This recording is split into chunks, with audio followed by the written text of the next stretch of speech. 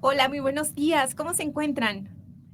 Deseando que se encuentren energizados y dispuestos a escuchar un programa increíble como los que hemos tenido. El día de hoy se engalana Gibo, evidentemente con la presencia de don Gerardo Azuara, amigo y un destacado penalista, constitucionalista en el ámbito de nuestro país.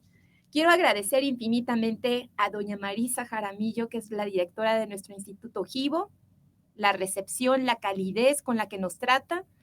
Esta es nuestra casa, Marisa, gracias a ti, gracias a tu visión y también a mi magistrado Miguel Ángel Aguilar, que es el cerebro, como siempre lo hemos referido, ese cerebro jurídico que está presente en todos y cada uno de los momentos y como hoy nuevamente nos los hace saber a través de sus mensajes y de su apoyo. Con ustedes hasta el fin del mundo, así sea. Y por supuesto, cada uno de ustedes, chicos, que nos van siguiendo en estas transmisiones, que nos hacen llegar sus inquietudes y que por supuesto creen en esta forma temática y expositiva de cada uno de los temas. Hoy nos toca extinción de dominio también, por supuesto, pero dentro de la saga, y como ustedes lo saben, los temas constitucionales de derecho, de derechos humanos y en amparo. El tema concreto del día de hoy se va a llamar perspectivas. Ya saben, una palabra que es muy amplia, de grandes espectros, y tiene que ver estas perspectivas con la suspensión del acto reclamado en la acción de extinción del dominio. ¿Y quién mejor que Gerardo Azuara para podernos hablar de ello? Gerardo no solamente es abogado, quiero decirles que es un licenciado en economía y que gracias a ello tiene un pensamiento que por supuesto queda plasmado en sus flujogramas, en esos esquemas que nos hace favor de regalarnos a todos los que le vamos siguiendo. Tiene además una especialidad en Derecho Penal y Garantismo realizada, por supuesto, en Gibo. Y tiene además una maestría en Derechos Humanos y Derecho Constitucional en alguno de los centros especializados del tema. También fue secretario técnico de la Comisión de la Secretaría de Seguridad Pública de la otrora Asamblea Legislativa en el Distrito Federal. Así que como pueden ver, su perfil es amplio. Es hijo de Unitec. Por eso Unitec también lo quiere muchísimo a Gerardo. En este programa que se intitula Innovación Jurídico Penal en temática colindante y en derechos humanos, mi querido amigo, te damos la mejor bienvenida. Muchas gracias. ¿Cómo te sientes, Gerardo? Pues muy contento, muy agradecido con usted, querida doctora, también con el doctor Miguel Ángel Aguilar y con la doctora Marisa que me brindan esta oportunidad y también con los colegas que nos están siguiendo en el programa. Honestamente, algo nervioso, siempre tu presencia le impone a cualquier abogado por toda tu sabiduría y por todo lo que siempre también nos compartes de manera muy puntual. Gerardo, quiero que te sientas súper cómodo. Esto va a ser una charla como la que tú y yo sostenemos cada día que nos vamos a enfrentar a una decisión, ya sea ministerial o también de un colitigante en defensoría o también de un colitigante de esta postulancia privada que llevamos tú y yo y por supuesto de las decisiones de estos órganos judiciales, porque finalmente de esto se trata, de que nos enriquezcamos, de que les llevemos a nuestro público y a la gente que nos hace favor de seguirnos todas las cosas que has ido aprendiendo, todas las cosas que estás aplicando, porque eso es la mejor forma de replicarles y de agradecerles a nuestro país, de traerles lo que tú novedosamente puedes deducirles de todo lo que la ley te aporta en esa área en concreto. Así que yo te pido que nos sintamos muy bien. Quiero que también hagamos un espacio para poder agradecer, obviamente, a nuestro staff técnico. Por Ustedes supuesto. saben que no seríamos nada sin una cabina de control, con Eduardo Muñoz en la producción y dirección, con Adriel Mendoza en los controles y producción. Y bueno, pues sin más, vamos a darle inicio a nuestro programa, mi Gerardo. ¿Qué te parece? Mira, yo te quiero explicar, como tú nos has estado dando seguimiento, que el primer programa en que participé con mi magistrado Miguel Ángel, ya expusimos que se tratan de sagas nuestras temáticas. Esto quiere decir que por eso a la gente le estamos dando la precisión convencional, constitucional, legal de impacto de cada temática. Tú sabes que la extinción de dominio tiene que ver con el derecho penal, el derecho civil, el derecho administrativo, el derecho constitucional, obviamente, y los derechos humanos que se ven impactados en forma muy precisa. Pero qué mejor tema que llegar a lo que mucha gente ya nos empezó a preguntar. ¿Qué pasaría si soy notificado de una acción de extinción de dominio, ejemplo, vía civil? ¿Qué pasaría si me entero de manera anticipada que ya tengo una judicialización por uno de los tipos penales del listado de la extinción de dominio, que evidentemente está anunciando una vinculación a proceso. Y entonces, ¿qué hacer? Y qué mejor que tú, porque tú eres un amante del amparo, eres un ser que no deja de pensar en esa figura. Y me encantaría que también a lo largo de nuestro programa nos encargáramos de los puntos reales y de los aportes que finalmente le tenemos que hacer a nuestros juzgadores en materia de control, en materia de distrito, en materia de los tribunales de circuito, porque los tenemos que concientizar. Las valoraciones son en vivo, Gerardo. Los derechos se protegen el día que son afectados, no días después, no prolongaciones, porque entonces nos convertimos en una omisión o en una acción consentida, en esos sujetos que no creen en un sistema y que no tienen unas tablas muy bien cimentadas para poder hacer acciones de eficacia y poder proteger y tutelar los derechos que le correspondía a alguien hacer. Pues demos inicio, mi Gerardo. Cuéntanos el marco referencial de tu exposición, te lo ruego. Primeramente, hubo algún colega que nos pedía que abordáramos este tema también a través de la acción de inconstitucionalidad que presentó la Comisión de Derechos Humanos. Así y lo es. voy a platicar de manera muy transversal para también incorporar esta acción de inconstitucionalidad que hizo la Comisión Nacional de Derechos Humanos. ¿Cuál es el tema sobre el que hay que partir? Obviamente, no se podría estar en contra de una ley nacional de extinción de dominio como herramienta para combatir ciertas prácticas en materia de delincuencia organizada. Es un brazo para poder combatir la inseguridad que vive en nuestro país. Claro. Quizás en lo que la comunidad jurídica, los defensores de derechos humanos con los que he podido platicar, es sobre la falta de ciertas precisiones. Una de ellas es que el artículo 22 plantea que esta extinción se va a aplicar para un número de delitos, 11 delitos, 11, así es. Pero ya que se desdobla en la propia ley de extinción de dominio, con los tipos que ahí incluyen, pues resulta que son cerca de 30 delitos, claro. Entonces se incorpora, se amplía. Yo siento que el legislador no quiso ampliar el catálogo quizás de delitos de prisión preventiva en la Constitución, pero lo está haciendo a través de esta figura en una ley, donde, ojo, no solamente está acotando está asumiendo una jurisdicción federal de la extinción de dominio, como bien lo precisa la Comisión Nacional de Derechos Humanos, sino que deja fuera las legislaturas estatales y deja fuera, por ejemplo, a los temas de corrupción a nivel local, de poder aplicar una extinción de dominio. Claro. ¿No? Entonces, debemos de entender que la propia ley está diseñada para que la apliquen los ministerios públicos federales en determinados delitos, pero también invadiendo una competencia de los estados que ya lo venían haciendo, venían aplicando leyes de extinción de dominio locales. En este momento no lo podrán hacer para cierto tipo de delitos. Con eso claro. yo quisiera... Con eso vamos a entrar y de hecho es un comentario muy importante lo que acabas de referir, que tiene que ver precisamente con una visión acortadora de los impactos de una ley. Por ejemplo, la prisión preventiva que acabas también de mencionar tiene que ver con un catálogo. Cuando dejan una frase tan amplia como la delincuencia organizada, por ejemplo, pues le cabe todo. Todos los numerales que están citados en nuestro artículo 2 de la Ley Federal contra Delincuencia Organizada caben ahí. Entonces, imagínate que se harán un listado. Otro, cuando tenemos tipos penales, así como de protección, como el libre desarrollo de la personalidad, también entran una serie más. Y entonces, pues, lo volveríamos algo muy amplio, porque también tenemos medios violentos, armas, delitos de corrupción, etcétera, y todo eso creció. Sin duda, ese es un buen apuntamiento en donde, no obstante que el artículo 22 constitucional haya puesto este listado limitante de ejercer una acción de extinción de dominio, sabemos nosotros que las leyes que de alguna manera se tienen que aplicar porque quepan estas figuras de manera genérica van a abarcarlos, y por eso es que a ti te dio una sumatoria de 30 tipos penales que le estás nombrando una ampliación al catálogo, que finalmente no los hacen en todo momento, porque si yo, ejemplo, también utilizara una denominación como pudiera ser delitos contra la salud, pues le caben un montón de tipos penales, ¿no? Sí, muy bien.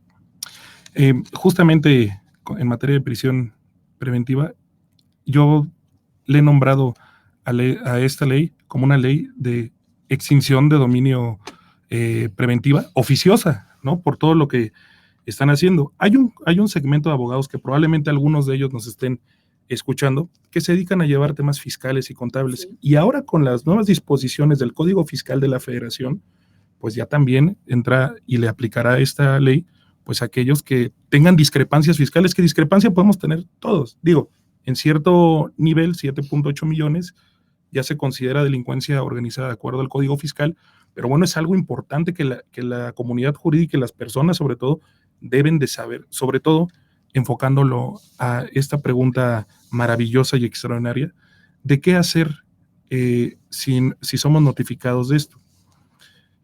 Hay que partir de si nos encontramos primero dentro de una actuación por parte del Estado de imposible reparación. Claro. ¿No? Y lo es. La propia Suprema Corte de Justicia señala que un acto que sea irreparable tiene dos características: que esté afectando materialmente un derecho y que afecte derechos sustantivos. En este caso, está afectando derechos sustantivos en materia civil y penal. Entonces, la suspensión procede en contra de la extinción, de la Ley Nacional de Extinción de Dominio, sí. La respuesta sería sí. Oye, pero vamos a desmenuzarles un poquito más a nuestros oyentes, a nuestros radioescuchas, estos temas que son de importante impacto. Fíjate, tú nos dices, la Corte ha decidido que solo en que haya una imparable reparación y que para hacerlo reúnan estas dos características, la afectación material y la afectación a derechos sustantivos. Dividiendo los derechos sustantivos en el área civil y dividiéndolos en materia penal, ¿cómo qué tipo de derechos nos afectan? La propiedad, la posesión. ¿Qué más sería, mi Gerardo? En relación también, por ejemplo, si nosotros nos adelantamos, podríamos hablar que no solamente en la extinción de dominio, como nos acabarían con un derecho sobre algo que sí es lícito, ojo, sería propiedad, posesión, por eso, en relación a cuando no tenemos ningún derecho, que eso es lo que me gustaría que entráramos a fondo al debate, porque aquí viene el punto. De lo que nunca tuve derecho porque es de procedencia ilícita, pues jamás lo voy a poder convertir en un derecho. Luego entonces, en realidad, un amparo respecto a esta suspensión a ese tipo de bienes y ese tipo de afectados no les podrían parar. Esa es una primera reflexión. Una segunda. Si nosotros en materia civil, como ya hicimos ahorita este distingo, le agregamos lo que en materia penal les pueden afectar vía la imposición de medidas cautelares como los aseguramientos, las inmovilizaciones prontas de cuentas y de esta disposición o registro de sus bienes para impedir que se hagan movimientos de los mismos, nos trae un mundo de derechos de afectación, que tenemos que empezarles a enseñar a nuestros radioescuchas a poder combatir los actos reclamados por las vías necesarias, por la eficacia que nos represente, la exposición nítida a las autoridades para que esto tenga un mayor impacto. Es decir, me encantaría que ellos se queden con la idea, Gerardo, como tú eres un innovador, en relación a que el amparo que vivimos ya no es el amparo que queremos. El amparo que hoy ocupamos necesita de estas visiones. Cuéntanos, danos estas precisiones, por favor. Bueno, haciendo el estudio y también con algo interesante que comenta la Comisión Nacional de Derechos Humanos, pues hay ciertos bienes jurídicos que en materia de amparo indirecto podrían reclamarse. Hay un tema de protección de datos personales. Oye, ¿por qué tienes mis datos? Y si los tienes, ¿por qué los tienes reservado? Y además, ¿por qué no das publicidad del asunto?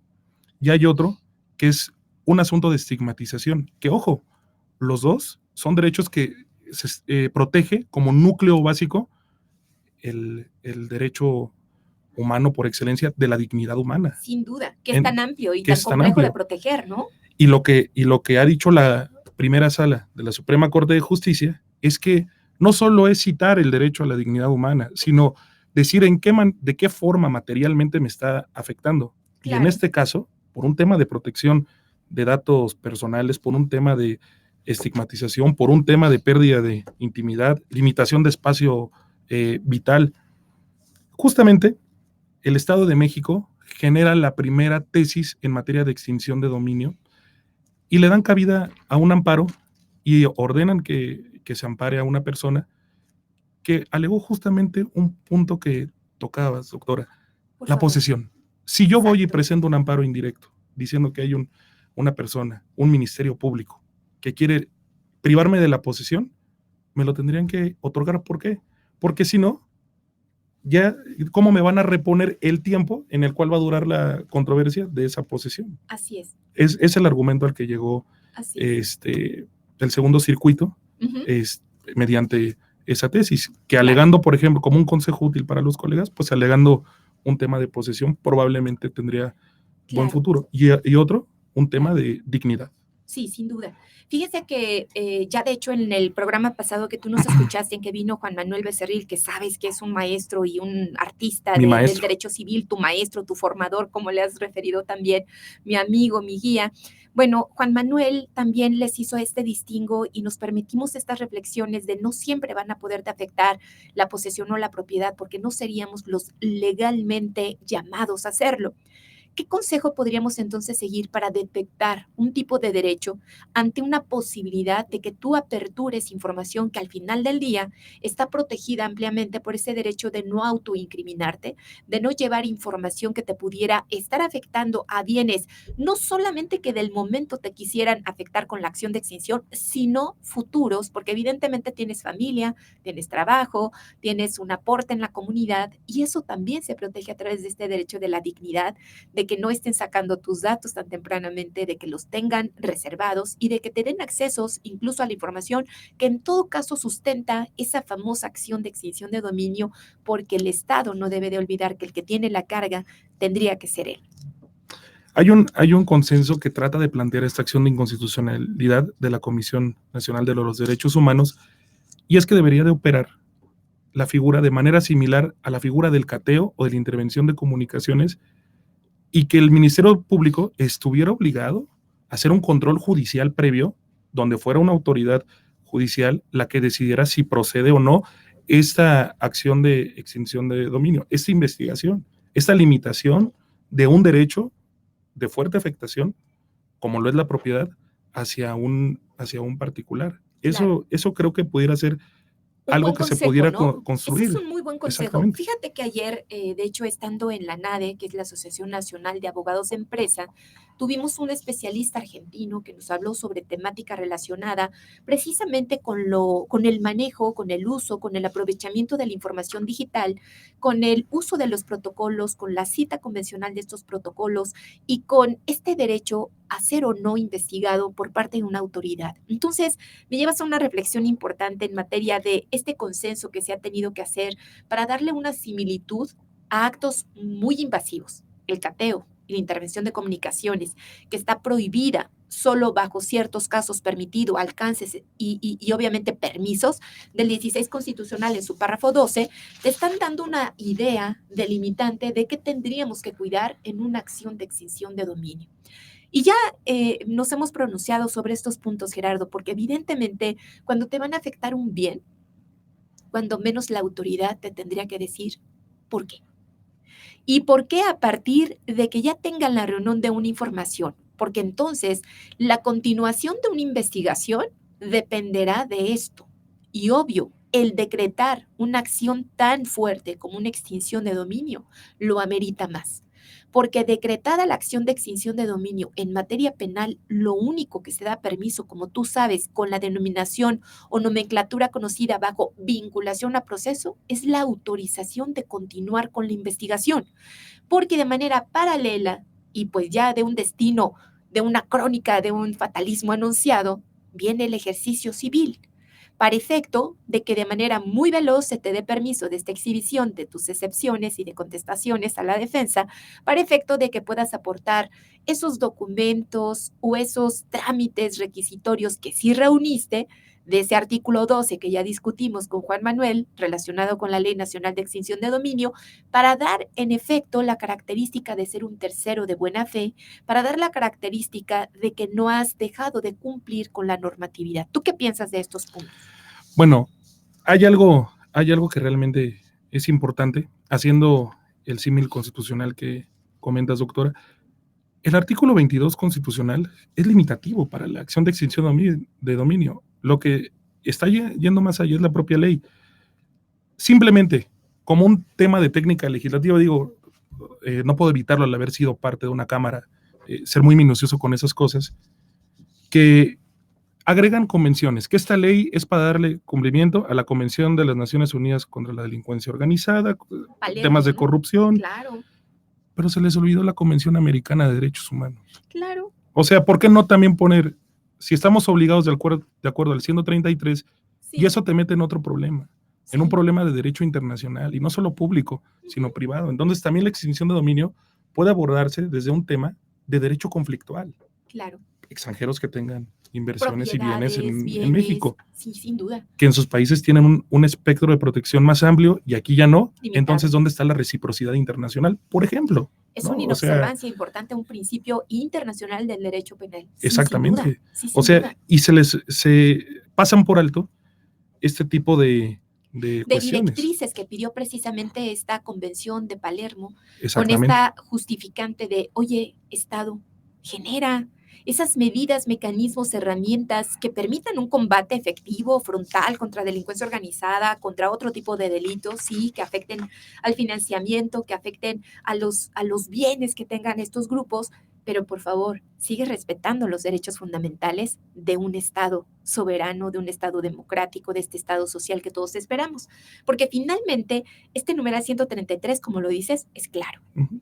El 133 se va a enfrentar contra esta discrepancia de normatividad, de protección en alcances, para el que en todo caso hubiera tenido más bienes invertidos, más bienes generados en nuestro país y que a lo mejor ya no les sea atractivo tener estos bienes porque evidentemente podría tener un conflicto con él, con la Ley Nacional de Extinción de Dominio. Continúa, por favor. Otro punto que creo que es dramático Sí. en esta ley, y que lo mencionó muy bien mi maestro Juan Manuel Becerril la clase pasada, es el de la irreparabilidad, que Sí. también la propia Comisión Nacional de los Derechos Humanos lo maneja en su acción de inconstitucionalidad.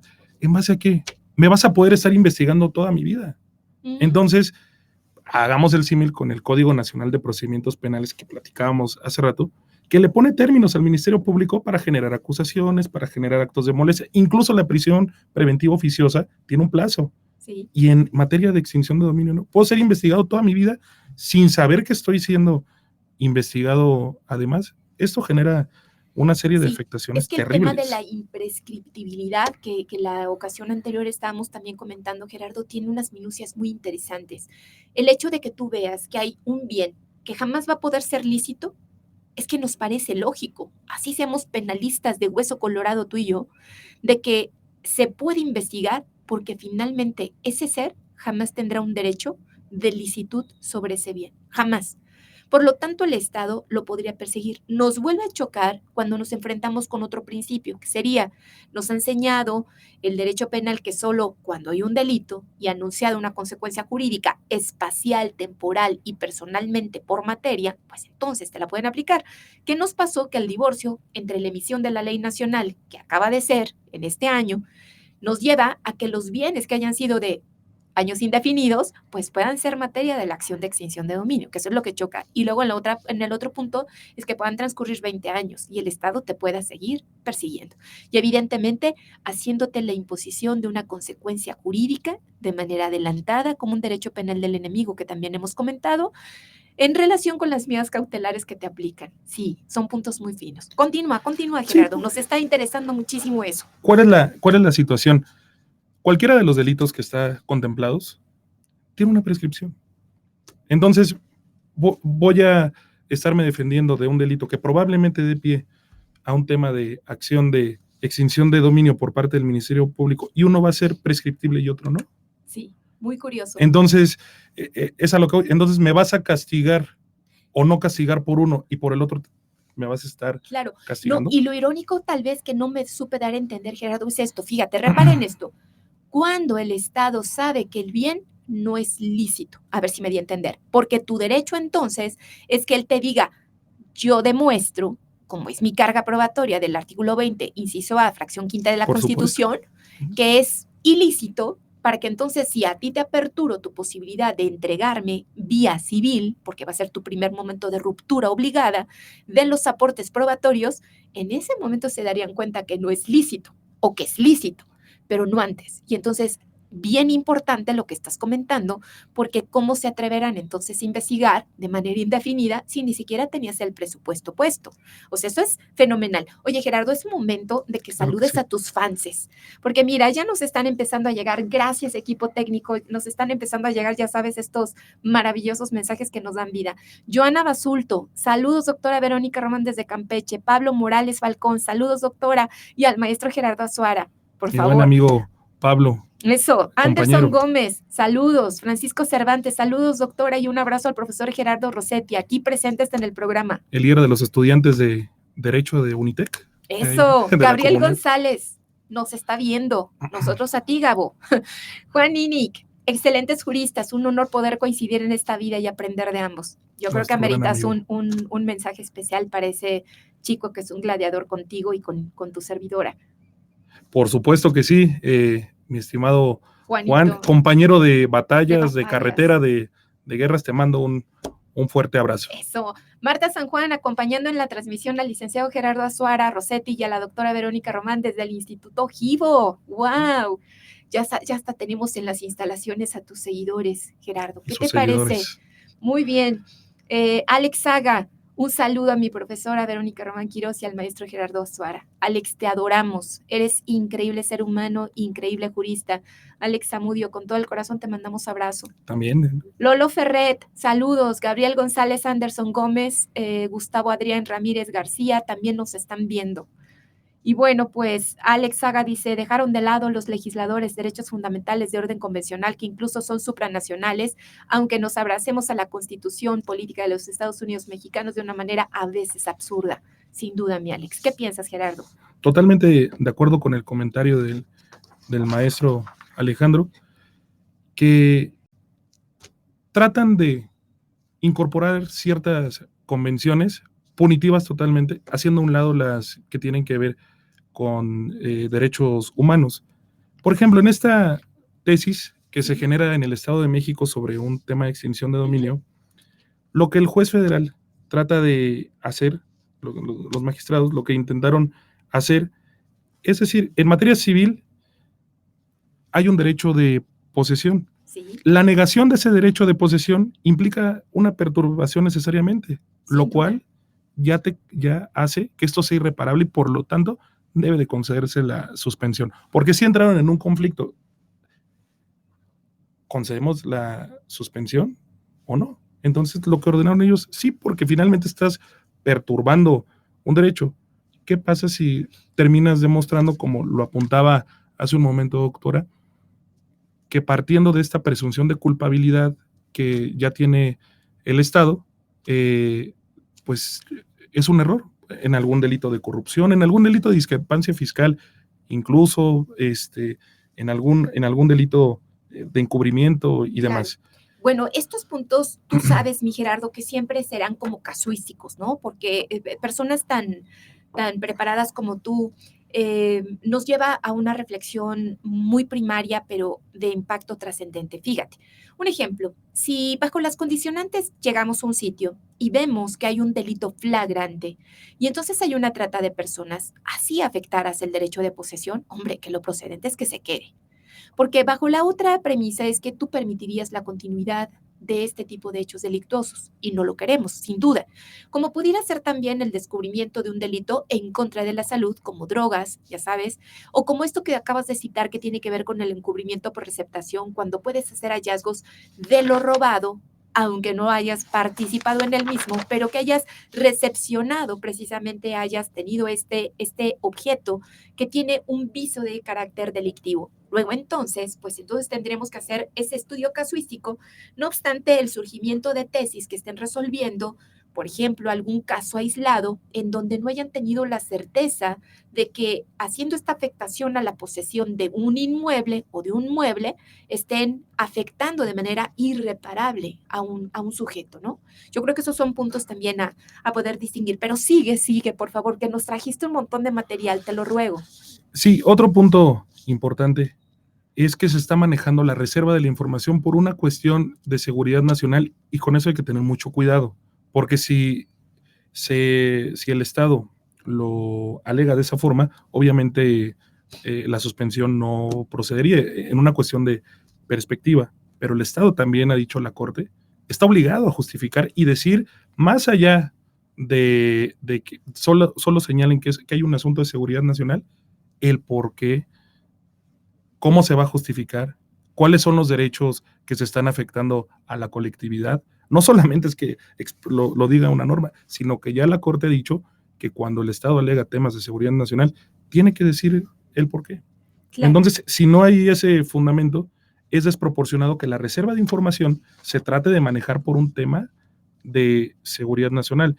Obviamente, una vez que están demostrados los delitos como un delito de trata de personas, pues nadie podría estar en desacuerdo que esto procediera y que se castigara con todo el peso del Estado Claro. a las personas que estén delinquiendo de esa forma. Sí, sin duda. Me llama la atención este último aporte que nos trajiste. Oye, Gerardo, y también si quisieras irles dando, ya sabes, los números de tesis, los autores, etcétera. Oye, por favor, cuéntaselos a nuestros radioescuchas porque los vas a hacer muy felices para poder ir citando en sus casos prácticos cómo estás resolviendo tú esta materia. Pero déjenme que les complemente el comentario que hizo precisamente nuestro Gerardo. Apenas volvamos de nuestro primer corte porque ya nos están urgiendo con este punto aquí nuestros técnicos hermosos.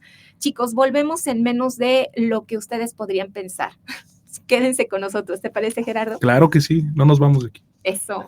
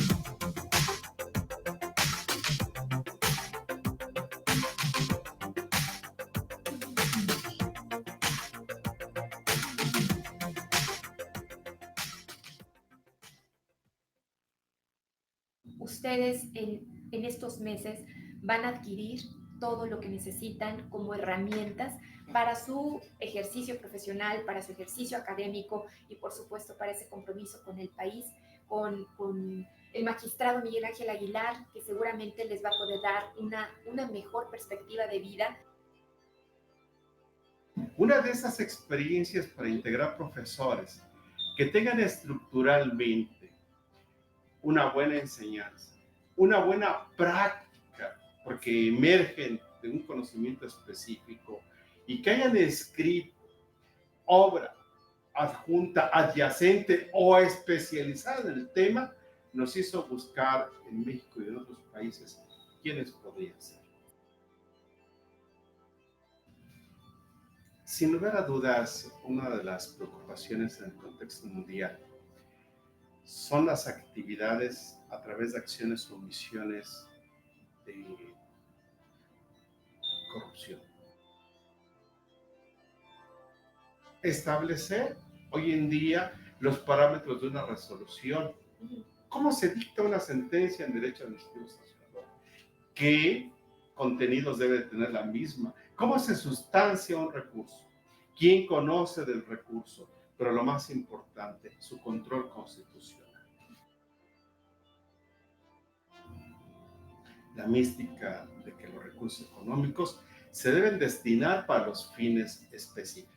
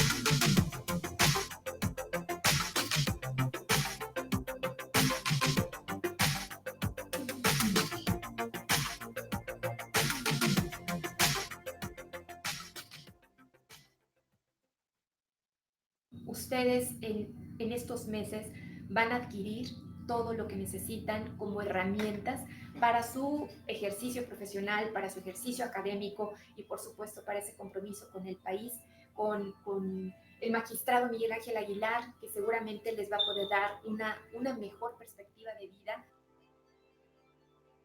Una de esas experiencias para integrar profesores que tengan... Chicos, ya de retorno. Bueno, pues miren, nos habíamos quedado en un comentario relacionado con lo que Gerardo Azuara nos está poniendo en la mesa relacionado con la reserva de la información, con temas de seguridad nacional, a lo que todo mundo está llamado, obviamente, a su protección, ya como autoridades, ya como particulares, que siempre nos va a importar, a lo desproporcional que pudiera resultar la protección de este bien jurídico, de este bien que podríamos nosotros llamar como uno del catálogo de máxima protección en relación con lo que se supone podrían decidir para no suspender en relación a los derechos afectados. Pero tú sabes, Gerardo, con la materia también que estamos llevando nosotros en una investigación de algún caso relacionado con uno de los tipos que sí están relacionados para la acción de extinción de dominio, que tiene que ver con esta afectación por robo supuesto de hidrocarburo o sustracción de hidrocarburo, ¿cómo pudieran los juzgadores protegernos en relación a así ir a sacar la información, así verificar la información bajo estos protocolos, aún sean entes públicos, privados, de esta afectación supuesta de una seguridad de la nación versus una libertad, una debida defensa, una investigación seria, pulcra, imparcial, proba, leal, etcétera, que deberíamos de tener por todas las autoridades? Yo creo que esta suspensión tal vez necesitaría un poquito más de sensibilidad humana, que son los temas que a veces se les olvida a una autoridad de amparo, mi Gerardo. ¿Qué piensas de este punto en lo concreto? Antes de que te siga leyendo estos fanses que te siguen mandando preguntas, sí, por favor. Bueno, pues justamente la primera sala, o sea, lo tienen que cumplir. A ver, si se va a hacer se va a alegar un tema de seguridad nacional, tienen que demostrarlo. No nos corresponde a nosotros como abogados demostrar que no estamos afectando a la seguridad nacional. Ellos, a través de sus periciales y a través de las justificaciones y de los marcos normativos internos que propiamente tengan, como en el caso de Pemex, doctora. Claro. Ellos son los que deben de justificar eso ante un juez. Sí. ¿No?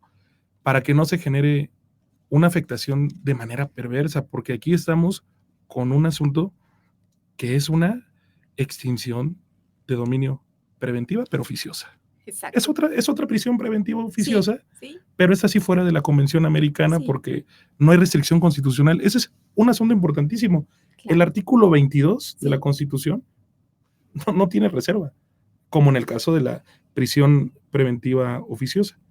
Aquí todo lo están incorporando en la ley reglamentaria, lo cual creo que será importante que se esté revisando, que se esté puliendo a través de...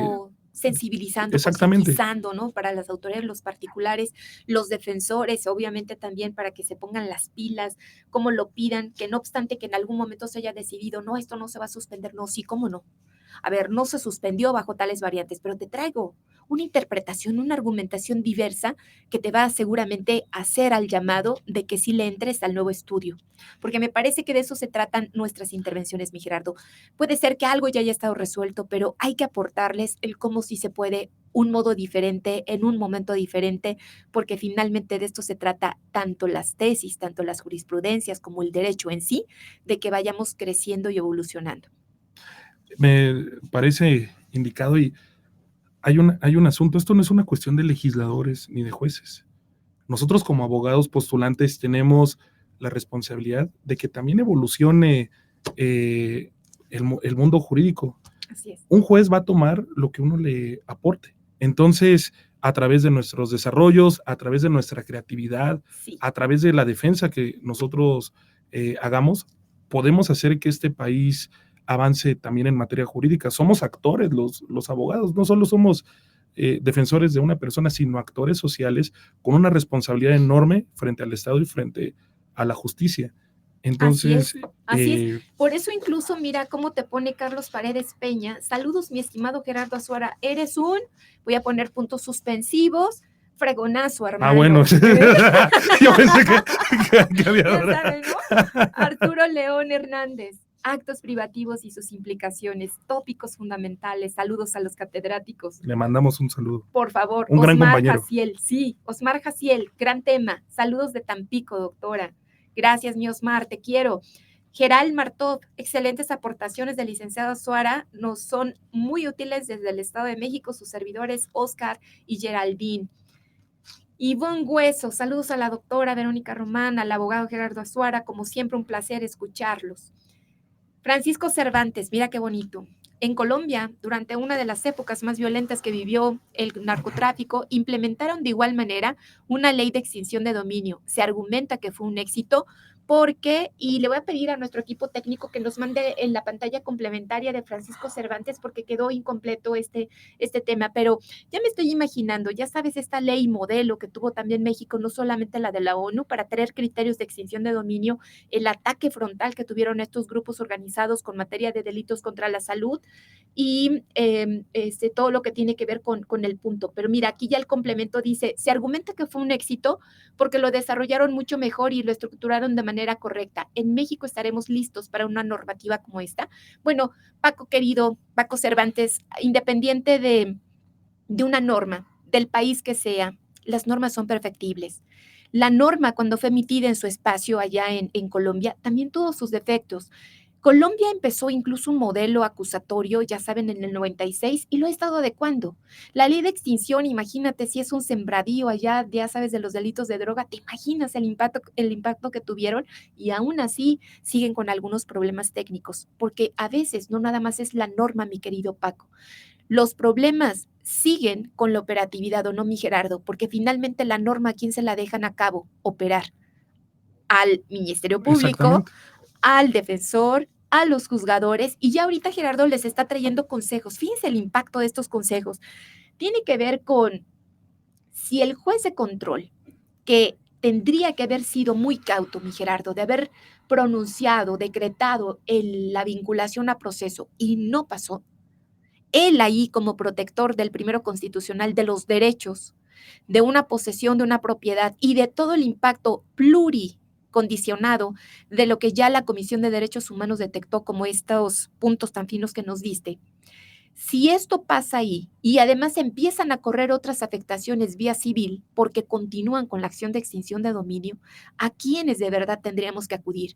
Está cierto que el amparo tendría que seguir siendo una figura útil, pero para ser útil necesita una modificación, necesita no tardarse, necesita de la operación por gente que conozca de proceso penal y de proceso civil, de los principios constitucionales para poderle dar una eficacia en la protección y que puedan decidir las suspensiones de manera oportuna, para que no se acabe la materia precisamente de protección. ¿Tú qué piensas de este punto? Justamente antes de venir al programa desde la semana pasada, que me honra con la invitación, presenté un amparo en el Estado de México en contra de una posible medida de extinción de dominio de alguna persona.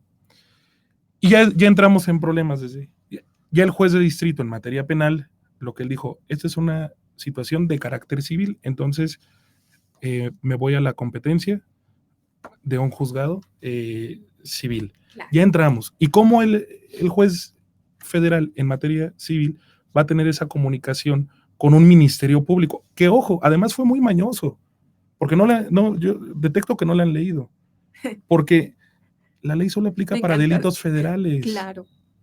Simplemente hay un delito que puede ser del orden común, ¿no? Robo de vehículo. Sí. Ya la Ciudad de México no puede aplicar una extinción de dominio en contra de un estacionamiento donde guarden vehículos. Lo tendrá que ser un ministerio público. Claro, federal. Pero eso es hasta ridículo, Gerardo, porque Totalmente. Fíjate que el robo de vehículos, ya lo habíamos platicado también en el programa anterior, en relación a esto, el robo, fíjate, no puede ser flagrante porque entonces en todo caso lo que te quitan es lo que no es tuyo. Exactamente. Pero no te pueden extinguir porque es ridículo. Y entonces la diferencia entre el decomiso, que es precisamente lo proveniente de un instrumento, objeto, producto del delito, que es ese, el del robo de vehículo, la verdad es que la materia de protección para la extinción de dominio es el encubrimiento por receptación. Luego entonces, al tratarse de este tipo de delitos y de lo que está señalando tan puntualmente y tan interesante que es, ya no sé como autoridad de amparo quién va a resolver, porque finalmente la comunicación entre autoridades para pedirse los informes, cuéntame cómo está la jugada, ya ni siquiera son de las materias, Gerardo, porque alguien lo tuvo que haber iniciado en la materia penal y sin haber sido resuelta en la sentencia, como lo ordena la ley, pues está permitiendo que se haga esta investigación. Y entonces, ¿qué pasaría ahí? ¿Qué estás esperando de esta promoción que has hecho de este amparo en este punto en concreto? Bueno, como tal, el asunto de la suspensión fue otorgada por la incompetencia. O sea, te otorgo la suspensión, pero hasta en tanto se decida el asunto de la competencia, entonces, bueno, a esta persona no le podrían en teoría, tocar algún bien en este Claro. momento. Claro. Otra cuestión que es importante, y refiriéndome al comentario de Paco fue mi alumno en la carrera de Derecho, y justamente en ese curso les daba la materia de Derechos Humanos, y cuando analizábamos la contradicción de tesis 293/2011, pues bueno, ¿qué se debería de esperar si hacemos el símil en Colombia? En Colombia no tengo el diagnóstico sobre los resultados, pero ahí sí advierto que no hubo una renuncia de soberanía por parte de los estados que integran el país Sí, porque no están colombiano. divididos como nosotros. Ahí no hay una No hay renuncia. entidades. Ahí Claro. se aplica para el Ujú. delito que sea en Ujú. su catálogo. Así Número es. 1. Número 2. Ya está dicho Ujú. que el control ex oficio lo tiene que hacer no solamente un juzgador, lo tiene que hacer desde el Ministerio Público. Hombre, porque son autoridades de afectación de derechos. Exactamente. Claro. Por eso, si uno recurre a la suspensión, Ujú. para que un juez federal ordene que en su informe diga si es cierto o no que hay una investigación en mi contra por algún delito, esperemos que no, porque esperemos que me defienda. ¿Sí? Te lo prometo. Pero bueno, si hay una afectación de este tipo, pues bueno, en su propio informe ya me puede dar a mí pauta, ya sea para ampliar, ya sea para presentar un nuevo amparo, ¿no? Pidiendo que también el Ministerio Público realice este control. El primero constitucional es muy claro al decir que todas las autoridades están obligadas a realizarlo. Protección, ya sabes, respeto, garantía de los derechos. ¿Por quiénes? Pues por los que los tengan en la mano. No necesita luego llegar a una autoridad superior o a una autoridad diversa o a la autoridad consecuente para que entonces empecemos a hablar de que hubo una afectación. No, se empezó con alguien y ese alguien se tiene que responsabilizar porque en este modelo, mi Gerardo, lo que más importa es que veamos que el derecho es en vivo. Y el derecho vivo es porque el Ministerio Público lo está afectando sin duda. Fíjate que aquí tienes otro saludo. Alfonso Mojarro, muchas gracias por compartir su sapiencia, la y los 3 personajes de alto nivel, sin duda ejemplo para todo el país. Hombre, muchas gracias. Alex Saga, habrá que estar atento a ver qué resuelve la Suprema Corte en la acción de inconstitucionalidad primera fase. Sí. Parece dicha norma que viola múltiples derechos. Muy interesante el tema, excelentes intervenciones de los profesores. Alfonso Mojarro, saludos al doctor Miguel Ángel Aguilar, mi estima por siempre, a mi guía, quien me marcó profesionalmente y humanamente. Gracias. Pues, oye, amamos al magistrado Miguel Ángel, lo reconocemos como el penalista del siglo y el penalista del país, sin duda. Yo les quiero dar un consejo al público que nos está haciendo el honor de vernos. El día que quieran analizar un delito desde la visión jurisdiccional, pero además la aplicación de los derechos constitucionales en materia penal, busquen una sentencia del magistrado Aguilar. Es lo que yo hago. Cuando tengo, y miren, aquí tenemos varios cuadros que estoy elaborando, que por supuesto que con mucho cariño los voy a entregar a la doctora Román, y los dejo en Jibo, porque ahí vienen citada toda la información sobre lo que me preguntaban de darles los números y esto. Los nombres de las personas, las consultas obligadas. Todo. Oye, Gerardo, no solamente es hacerle justicia a un hombre que, como lo he llamado, que es el jurista penal del siglo, sino que en realidad lo que acabas de decir es de la máxima importancia. Cuando tengan miedo, cuando sientan que hay un reto demasiado grande, basta con que abramos esas sentencias o con que escuchemos cuando menos uno de los momentos que en humano contacto tiene el magistrado con nosotros para que nos dé estas enseñanzas y nos diga lo rico con que podemos aportar y lo rico con que podemos abordar un tema. Sabes que de hecho toda la estructuración de este Instituto Jibo se la tenemos que reconocer a mi magistrado. Tenemos un diplomado en materia de derecho penal, uno en materia de derecho administrativo, tenemos especialidades, tenemos algunas conferencias, y yo quiero decirle también a nuestros radioescuchas que gracias a que hemos recibido hoy esta información, estamos felices también de poderles dar este ofertamiento. Quienes estén interesados, Gerardo, que como tú estás inscrito y has constatado que son de la más alta calidad, podamos nosotros también pedirles a nuestros radioescuchas que si quisieran tomar una materia, ya no el diplomado entero, que seguramente de escuchar una materia se quedarán con ganas de más, van a poder tener una constancia. Y esta constancia, obviamente con valor curricular, porque están debidamente registrados, por un precio de verdad tan accesible como pudiera ser por viernes y sábado, sesiones de 10 horas por 2,000 pesos y buscar incluso un descuento, porque eso es lo que nos están ofreciendo. Lo pueden hacer vía presencial, vía línea y lo pueden obviamente hacer en un trámite modular. Es decir, cuántos me gustan, de qué me gustan y pues ahí nos podemos inscribir.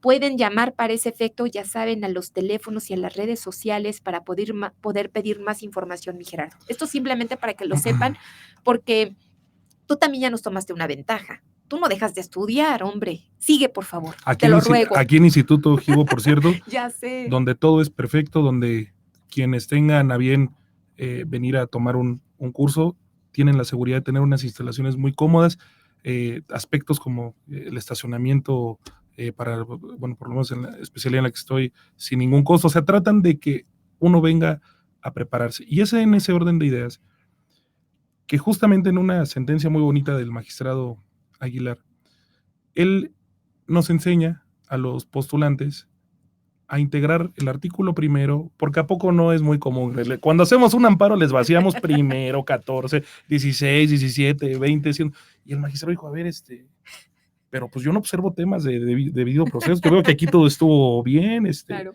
pero nos va dando qué acto reclamado por cada uno de estos artículos cómo se tiene que aplicarse. La voy a poner también a disposición aquí del Instituto Givo, porque es muy útil, incluso para esta acción de extinción de dominio, porque a poco no nos pasa, doctora. Sin que allá andamos poniendo el primero, siendo 30, pero pues ni siquiera existe una violación al debido proceso. Hay que irse hacia el núcleo importante.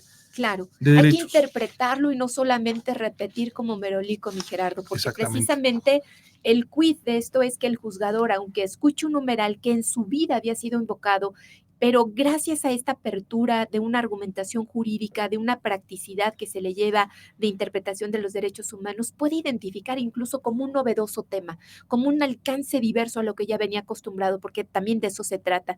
Lo voy a agradecer infinitamente que nuestros asistentes técnicos tengan a bien publicar esa información para que todos los chicos puedan tenerla a su mano con estos flujogramas que nos ha preparado Gerardo. Vamos, Gerardo. Hay un tema que no me gustaría dejar de pasar en este programa, que son las recientes protecciones que la Corte ha dado sobre derechos económicos, sociales y culturales. Por favor. Este tipo de derechos son derechos de resultado. Ok.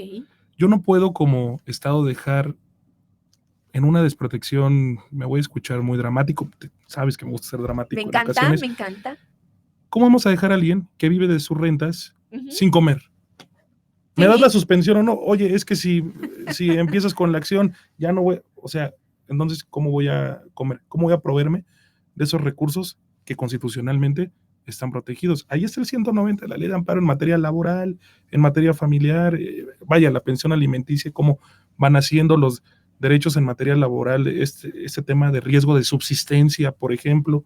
Entonces, no hay que perder de vista que si también se solicita una suspensión por un tema de derechos económicos, sociales y culturales, demostrando evidentemente que hay una afectación material por esta acción de extinción de dominio, pues tendrá que ser procedente y el Estado tendrá una responsabilidad objetiva para poder cumplir con la subsistencia de una familia, que no necesariamente tiene que estar, como bien lo ha acotado, doctora, involucrada en un delito. Claro. O sea, la presunción de buena fe de la que habla y las maneras de comprobar la ley, creo que debería de ser un poco más tolerante para la persona que ha actuado de buena fe, pero que por las condiciones sociales en las que vive, no puede cumplirla tal cual. Desgraciadamente, veamos la situación tan lamentable del estado de Michoacán o de estados como Guerrero, de temas de encubrimiento. O sea, creo que no debe ser tan rígido el parámetro. Creo que sí debe haber una cuestión de interpretación, porque finalmente esta ley vista desde un aspecto de constitucionalidad es un régimen de excepción. Así es. Siempre que hay una cuestión de estas que deriva de un artículo constitucional al ser en contra de la libertad de la propiedad, estamos ante una ley que es de régimen de excepción, que restringe un derecho. Entonces, tiene que buscarse La Constitución, el artículo primero, reitero, obliga que se haga una interpretación conforme a derechos humanos y a convenciones. Tiene que interpretarse cuál es la afectación menos lesiva para un ciudadano cuando hay un régimen de excepción. Claro. Así como todos los derechos humanos no son absolutos, como lo ha dicho la Corte, y tienen un margen en el cual el Estado puede invadirlos, pues las restricciones tampoco tienen que ser de carácter absoluto, tienen que ser graduadas, tienen que ser completamente analizadas. Racionales, mi Gerardo. ¿Y eso a qué nos obliga como abogados? A tener que aplicar temas como la economía, la sociología, otras disciplinas, Sí, para poder demostrar al juzgador que ante este régimen de excepción que nos está imponiendo la propia ley, pues también en la comunidad donde vivo hay otro régimen de excepción. claro. Que si no lo hago me pueden matar. Me gusta muchísimo retomar estos temas, Gerardo, porque lo hemos venido insistiendo a lo largo de nuestra programación por esto. Una vez que la ley surge, Gerardo, ahora ya te queda adecuarte, acoplarte a cada una de sus disposiciones sin que pierdas de vista que en tu rol asumido, algunas veces de asesor jurídico, otras tantas de defensor, o bien incluso del grillito que le acerca a un órgano judicial de valoración, los temas varios que importan a la emisión de esta ley. Sin perder objetividad, sin dejar de apoyar a nuestro Estado porque finalmente quieren el beneficio del país, tenemos que ser objetivos, como lo estás diciendo. La gradualidad y la afectación de los derechos tienen un parangón. ¿Cuál es, mi Gerardo?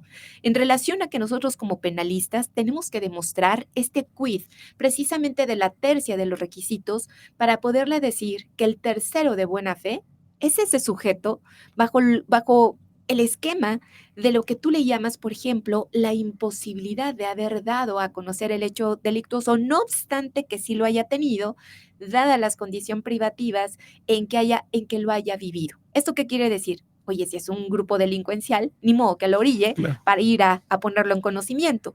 Pero me parece que además has llegado a uno de los temas también que nos gustan de la sensibilidad humana, de la identidad con los seres que nos escuchan, porque fíjate cómo podría afectar el Estado de manera irracional derechos familiares, derechos laborales que no estén siendo debidamente acotados por este régimen de excepción en la aplicación del derecho penal del enemigo versus a un derecho penal garantista que habíamos venido construyendo, dadas las circunstancias también que estamos viviendo. Entonces, el punto es cómo hacemos esta ponderación y cómo de verdad nos comprometemos en nuestros roles para seguir cumpliendo con el objetivo. Justicia, paz, armonía, protección de los derechos, pero eficaz, mi Gerardo. Porque ese sería el punto, ¿no? A conseguir. Totalmente de acuerdo. Hay un asunto que también es necesario comentarlo y ponerlo a disposición de la doctora Román, que es, si para un congelamiento de cuentas, que también es algo invasivo, ya se ha decidido que siempre que haya temas o compromisos de carácter patronal o compromisos de carácter judicial, pensiones y demás, tiene que levantarse ese congelamiento. Claro. Y otra cosa, yo no estoy de acuerdo en que la acción, y podríamos entrar en un debate de esto, en que la acción de extinción de dominio es civil. Creo que hablamos de un derecho penal accesorio en esta ley. Sin duda. De eso no tenemos ni... ¿Cómo nos gusta conflictarnos en el sí. país por incompetencias? Cosas o que tú eres derecho penalista, penal que tú civil, que lo que sea. El punto es llegar a esta protección, mi Gerardo. Nancy Villafán también nos mandó saludos. Y quiero decirles que el programa voló, mi querido Gerardo, que tenemos que empezarnos a despedir también de nuestros radioescuchas. Y por supuesto agradecerte infinitamente que hayas podido participar, que nos hayas traído material, que estés tan activo en tribunales, en procuradurías o fiscalías, ideas, mejor dicho, porque ahí es a donde se aprende el verdadero derecho, y ahí es a donde se lleva para poder resistir estos nuevos criterios. Y por supuesto, hacerles la invitación a cada uno de ustedes para que nos den seguimiento, ya saben, a nuestras nuevas intervenciones que tendremos, porque el siguiente programa, chicos, va a tener que ver precisamente con la temática relacionada. Ya no tengo más saludos, con el tema relacionado, de lo que va a haber, por ejemplo, en temática penal y en temática de solución de los casos, porque para eso vamos a estar participando con Juan Manuel, tu servidora, y tú, mi adorado Gerardo. Oye, pero yo no sé si ya estás enterado, yo ya no sé si estás inscrito, pero te ruego que si no lo estás, no seas malillo, échale un vistazo a nuestros próximos eventos en Jibo, conferencia magistral denominada Los Juicios Orales Penales, en donde está llamado el 17 de octubre a las 18 horas, con duración aproximada de 1 hora y piquito, con un cupo limitado, por supuesto, una institución en el país, Gerardo, don Juan Velázquez. Wow. Ya sabes que oírlo es una delicia, es un hombre lleno de experiencia, de casos, de anécdotas, y se va a llevar a cabo en las instalaciones de Jibo, en Cracovia número 72, en la Torre A, en el piso 4, en la sala VIP, por supuesto, aquí en San Ángel. Así que los esperamos. Inscríbanse porque además no tiene costo y ustedes no se pueden perder a una institución que además va a estar acompañada por don Raúl Plasencia Villanueva, que va a estar haciendo el favor de coachear ahí, ya saben, para dar los tiempos y que no se nos pasen también las oportunidades de hacer preguntas concretas a un hombre viviente, a un hombre que ha aportado tanto al país en materia penal. Así que si no están inscritos, que se inscriban ya. Yo ya estoy inscrito. Muy bien, me parece, Gerardo. Oye, despídete de todos y diles que tus contactos están abiertos para poderles dar alguna visión. Tú ya me los habías proporcionado y yo tengo aquí a suara.gerardo @gmail.com y Facebook y Twitter, ya saben, bajo el nombre de Gerardo Azuara, siempre feliz de poder atender y ahí lo van a poder encontrar. Les mando un fuerte abrazo, estimados colegas, y estamos a sus órdenes para retroalimentarnos y poder aprender juntos y sobre todo contribuir a ese cambio de justicia desde nuestra trinchera, que es la postulancia a que nuestro país tenga un mejor estado de derecho. Quiero una visión nueva del amparo. Juntos la vamos a construir con toda certeza. Gracias, equipo técnico. Muchas gracias, Ivo. Gracias a todos y cada uno de ustedes. Los esperamos en la siguiente transmisión.